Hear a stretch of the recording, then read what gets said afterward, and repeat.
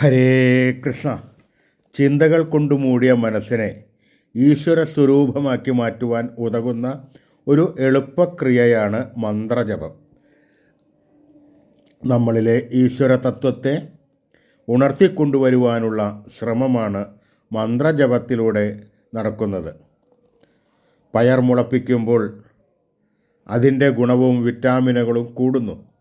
അതുപോലെ നമ്മുടെ ഉള്ളിലുള്ള ശക്തിയെ ഉണർത്തിയെടുക്കുന്ന ഒരു ക്രിയയാണ് ജപം.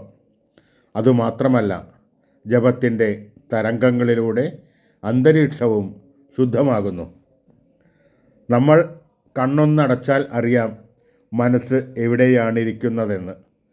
ഇവിടെയിരിക്കുമ്പോഴും ചിന്ത വീട്ടിൽ ചെന്നിട്ട് ചെയ്യേണ്ട കാര്യങ്ങളെക്കുറിച്ചായിരിക്കും. തിരികെ പോകുവാൻ ഏതു ബസ്സാണുണ്ടാവുക? അതിൽ തിരക്ക് കാണുമോ? നാളെ ജോലിക്ക് പോകുവാൻ കഴിയുമോ? കടം കൊടുത്ത കാശ് തിരികെ കിട്ടുമോ? ഇങ്ങനെ ഒരു 100 കൂട്ടം കാര്യങ്ങൾ മനസ്സിൽ ഓടിക്കളിക്കുന്നത് നമുക്ക് കാണാം. ഈ 100 വിധം ചിന്തകൾ കൊണ്ട് മൂടിയ മനസ്സിനെ ഈശ്വര സ്വരൂപമാക്കി മാറ്റുക എന്നത് ഒരു നിമിഷം കൊണ്ട് സാധിക്കാവുന്ന കാര്യമല്ല.